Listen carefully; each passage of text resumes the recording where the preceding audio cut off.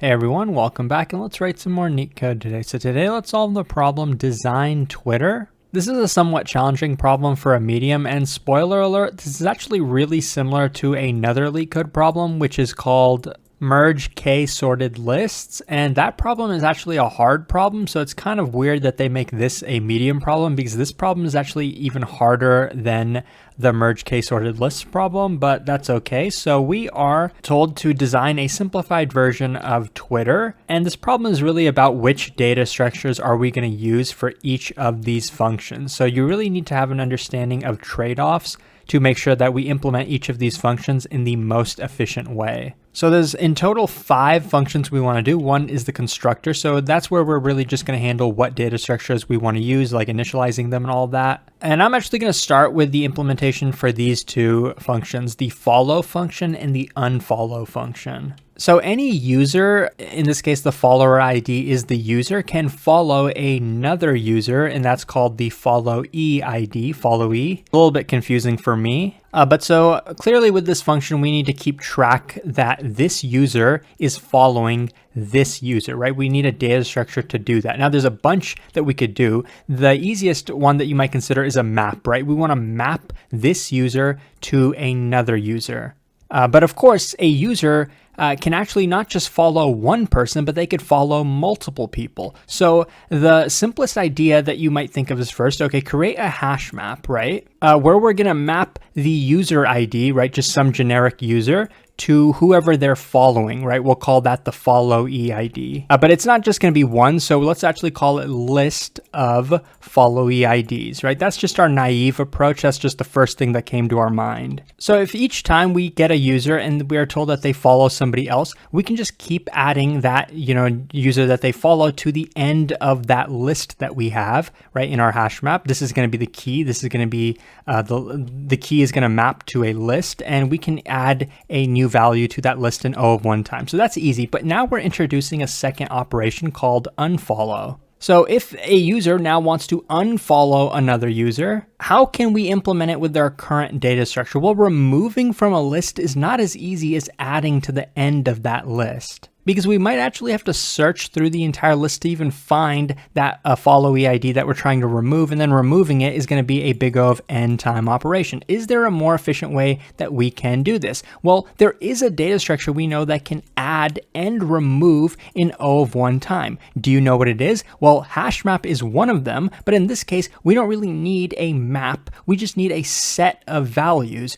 right? A list or a set, but in this case, we can use a hash set, and that can insert and remove in big O of 1 time. So instead of using a list, which was our naive approach, we're actually going to map each user ID to a hash set of followee IDs. Okay, so that's actually pretty easy, right? So we've already figured out follow, and we've already figured out unfollow. And of course, we're going to be initializing this data structure inside of our constructor. But now for the somewhat difficult part, the post tweet and the get news feed function. So let's start with post tweet. Each user can post a tweet, and obviously they can post more than one tweet. So we need to be able to map a user to their list of tweets, right? Let's just start with a list again and see if it works out for us. So again, we're going to have a hash map. Okay, so we're going to have another hash map mapping each user ID to the list of their tweets. And each time we post a tweet for a given user, we're just going to take that tweet and add it to the end of that list. So let's just see if that works for now. That's like the most naive approach. And in this case, I'll just tell you it is going to work for us, and you're going to see why. So by the way, this post tweet, if we're just adding to the end of the list each time, we can do that in big O of 1 time. So we've basically got all 3 of these functions running in big O of 1 time, but this get news feed is going to be by far the most complex function. So basically for any given user, we want to retrieve the 10 most recent tweet IDs for that user. And the way we're going to get the 10 most recent tweets is from the list of followees, the list of people that user follows, right? And from that list of people that they follow, we want the 10 most recent tweets. Now, how do we even get most recent? Well, one, anytime a user posts a tweet, we're already adding it to the end of the list, right? So if we create a list of tweets, right? Let's say this is the first tweet, then we have the second tweet, then we have the third tweet. Of course, the most recent tweet is going to be at the end of the list, right? For any given user. But we don't just have one user, right? It's possible that we were told, okay, this user, we're given some user, but they maybe follow 2 people, right? Maybe the second person that they follow has these tweets, 4, 5, 6. And let's say these are the actual tweet IDs, right? So we know that this is the most recent tweet from the first person that they follow, and this is the most recent tweet from the second person that they follow. But these values, we can't just compare the tweet IDs, right? Because that's what we have right now, a list of tweet IDs. So instead of just having a list of tweet IDs, how about we also keep track of the time that that tweet was posted? So in that case, we won't just have a list of tweet IDs, we'll have a list of pairs, a list of, I'm going to call it count, because that's what we're going to be keeping track of for time, right? We don't actually have a time, we have a count of how many total tweets we have. And we're actually going to start our count at 0, and then we're going to decrement it to -1, then to -2, then to -3, and you're going to see why. It basically has to do with us using a heap, and in Python at least, there's not really a max heap, so we're going to be using a min heap. If you're doing this in Java, by the way, you can just take the count and start at 0 and then increment it to 1, then to 2, then to 3. But in this case, I'm going to be decrementing it from 1 to -1 to -2, and it'll work out for us. This count isn't the most important part of this function. Okay, so once again, let's say we're trying to run get newsfeed for some particular user. Now, first thing we want for that user is who do they follow? How can we get that? Well, remember, we have a hash map for that. We can take this user ID and get a hash set of all the people that they follow. And a hash set in this case is basically equivalent to a list for us, because we're just going to iterate through all the people that they follow and then get the tweets of those people, right? So for each followee ID, that's a person, right? That's a user. How do we get their list of tweets? Well, conveniently, we have a second hash map for that. We can take that followee ID and then convert it into a list of their count and tweets, right? And that count is really just going to be used to figure out what tweet occurred most recently. So suppose we did all that work, right? We took some user and then got a list of all the people that they follow and their particular tweets. Let me just draw out some example for that. Let's say we have 1, 3, 5, and let's say these are the counts, right? Because we know that that list is actually going to have a pair of values, count and tweet ID.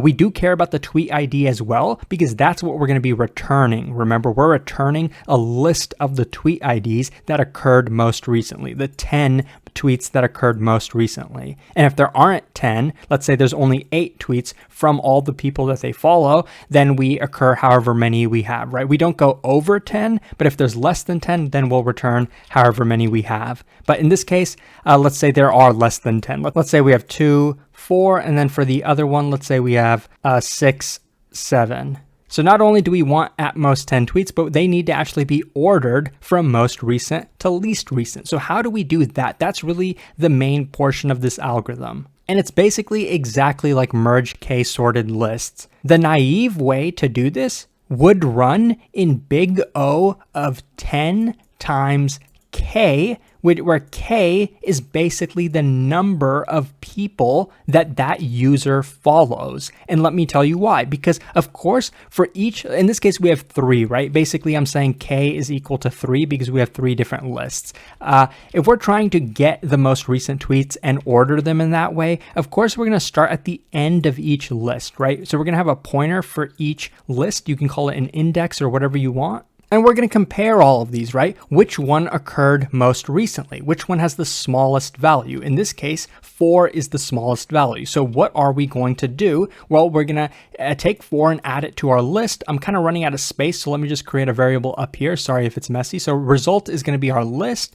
So we found the first value, it's 4. So we're going to add 4 to that list. And then we're going to take that pointer, which was here, and then decrement it. We're going to shift it to the left. So now it's going to be over here. And then we're basically going to keep repeating this, right? We're going to take the minimum of all of these. And the reason the time complexity is 10 times k is obviously we have k lists to find the minimum between k values. It's a big O of k operation. So that's the naive way to do it. But if you've solved merge k sorted lists before, you know that we don't have to do it in the naive way. The slightly more optimal way to do this is actually to take our frontier of all these lists. Basically, frontier is all of the pointers, right? Wherever the pointers are, take this, and add it to a data structure called a heap. In our case, we want the min heap because we want the minimum value, right? We want to know which one of these occurred most recently. And actually that reminds me, we remember we were actually going to make these values negative. So sorry if this was confusing. Or remember, we were going to start at 0 and then make all these negatives. So that doesn't really change the problem at all, but it's just how we're going to implement it in the code. If you're using Java, by the way, you don't need to make them negative because Java has a max heap, which you can use, but we will be using a min heap in Python. But the idea is the same, right? We're going to take these values, add them to a heap. In our case, we're going to be using a min heap. And then from this value, and this value, we're going to find the minimum. We're going to do that in log k time. And how many times are we going to do that log k operation? Well, of course, only at most 10 times, right? So the time complexity is 10 times log k. So that's better than 10 times k, which we previously had, right? Well, not quite actually, and that's kind of the dumb part about this.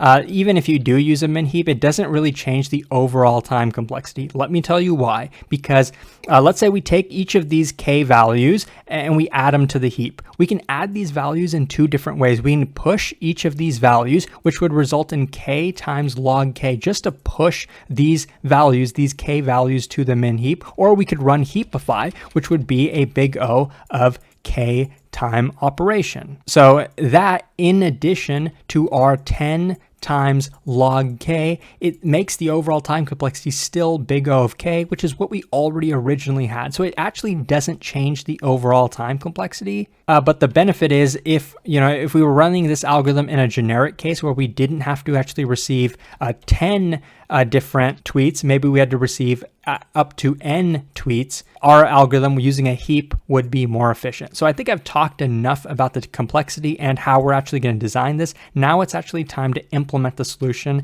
and code it up. Just to save a bit of time, I'm just going to copy and paste a few lines of code. So remember, we're going to have 3 main variables in our constructor. We're going to keep track of the count. Initially, it's going to be 0. We're going to use the count to basically, it would be better to call this time, but really it's just counting our number of tweets. So basically we can maintain which tweet was created earlier than another tweet. We're also going to have a tweet map where we map each user to a list of that user's tweets, as well as the count, which is going to be used to figure out which tweet was created earlier. And of course, we want to be able to have a follow map to maintain a user and a set of all the people that they follow. So I'm actually going to implement the follow and unfollow first because they're a lot easier. So for follow, we take our follow map, and for a follower ID, we want to say, okay, this person is now following another person with the followee ID. So with the hash set, we're going to add to that hash set this followee ID. So that's pretty easy. Now in the unfollow, it's basically the reverse of this, right? A user is now unfollowing someone. So instead of adding, we're going to remove. But what if this person is actually not even following a different person? Well, let's just add a conditional to make sure that they are following before we actually call the remove function, because at least in Python, I think it'll throw like an exception or something. So let's just make sure if follow ID is in the set for that follower ID. So if that is the case, only then are we actually going to remove it.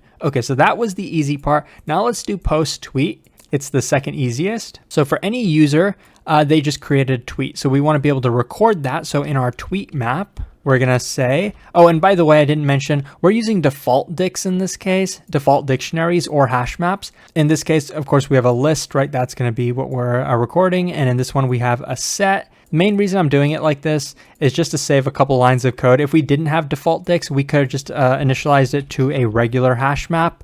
But in that case, each time I'm adding values, like see here, I'm adding values, I would have to initialize it before. So I'd have to say follower ID is going to equal a list, or in this case, a set, and then I can add it right? First, we'd have to create an empty set and then add the values to that set. Doing it this way just saves a few lines of code. I think in most cases, your interviewer would probably be fine with it, but if they're not, you can always just write it out. It's pretty easy to do. It just saves us a few lines of code in this case. So in the tweet map for this user ID, we want to append to the end of the list the tweet ID, but actually not just the tweet ID. Remember, because we determined that we need to record a pair of values, we need to record the count that this tweet was created at, so that we know which tweet was created before another tweet. Actually, I think we're trying to figure out which tweet was created most recently, but either way, our count will help us for that. And then after we've done that, we want the next tweet to be created at a different count. So we're going to actually decrement this so that we can use this in our min heap in our this function. That's, I think, pretty much it for post tweet. So now basically to the main part of this algorithm, the get news feed. So like I said, we're going to have a result, right? That's going to be the list of tweets. So it's going to be ordered starting from the most recent tweets for all the people that this person follows. And we're also going to be needing a min heap to figure out what the most recent were. So initially the min heap is going to be empty. We are now going to go through every person that this user follows. How can we get that? How can we get the followee ID of each person that this user follows? Well, remember we have a follower map for that. So follower map, don't forget to use self in Python for this user ID. So we want to go through each followee ID. And what do we want to do with that followee ID? We want the most recent tweet that this person created, right? Our frontier, basically. First, we're going to get the index,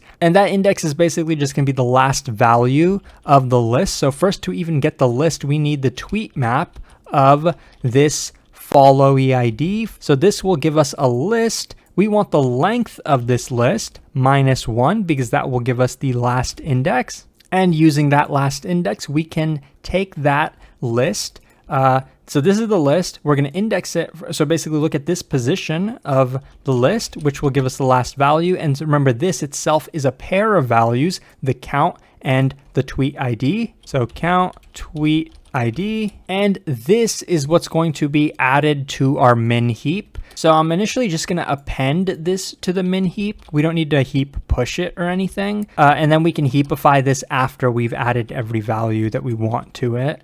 So I'm appending to the min heap the first value. So it's going to be not just a pair of values, but it's actually going to be 4 values, and you're going to see why. But the first value is what's used as the key, as long as there's not a tie, and there won't be a tie in this case because count is always going to be unique for every single tweet in this case. I'm going to add that count as the first value because that's what we want to use as the key. That's what we want to order our min heap. And then the remaining, I'm going to, of course, need to add the tweet ID because that's what we're going to end up adding to the result. And I'm also going to be adding the followee ID of this person because after we pop this tweet, we also want to get the next tweet from this followee ID, right? So using this followee ID, we're going to go back to the list and then get the next position at the next index. Not really the next index, but the previous index. So really, I'm going to decrement this index by 1. So let's make sure to store that index also in our min heap, just so we have it. So we can take that index,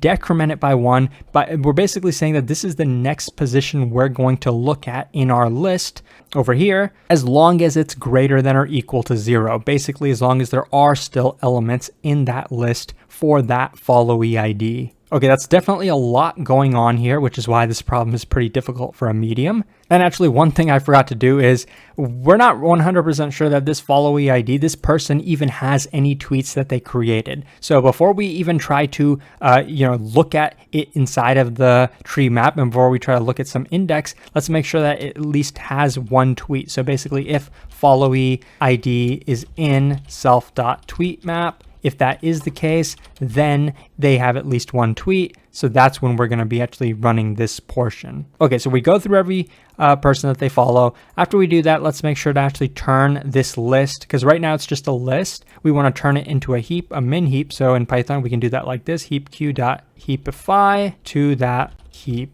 Okay, now we actually get into the main portion of the algorithm. Remember, we want to pop at most 10 values. We can run a while loop basically saying while the min heap is non-empty and the result or the length of the result is less than 10. So basically, if we run out of values, this is going to stop. Even if we don't have 10, right? If our min heap is empty, it'll stop. If we reach 10 values, it'll also stop. Each time though, we're going to pop from the min heap. We want the most recent tweet that occurred. We can do that in Python like this, heap q.heap pop from the min heap. It's going to pop 4 values that we defined up here, right? So I'm just going to copy and paste that. 4 values. We don't need the -1. So these are the values it's going to give us. And of course, we want the tweet ID. That's the most important because that's what we're going to end up adding to the result. This is the most recent tweet that happened. So we can go ahead and add it to the result. Now, if this followee ID, this person had any more tweets, we want to get that tweet and we can get it at this index. Let me just actually copy and paste this because we're using the same variable names, which makes it convenient for us. So let me, so from the tweet map, we're going to get that person and this index, which will tell us the next tweet that we can add to our min heap. This, remember, returns a pair of values, which we defined up here, count and tweet ID. So let's redefine count and redefine tweet ID, which we used up here. That's okay. We'll redefine them because these two values are what we're now going to be pushing to the heap. We can do that like this, heap q.heap push to the min heap.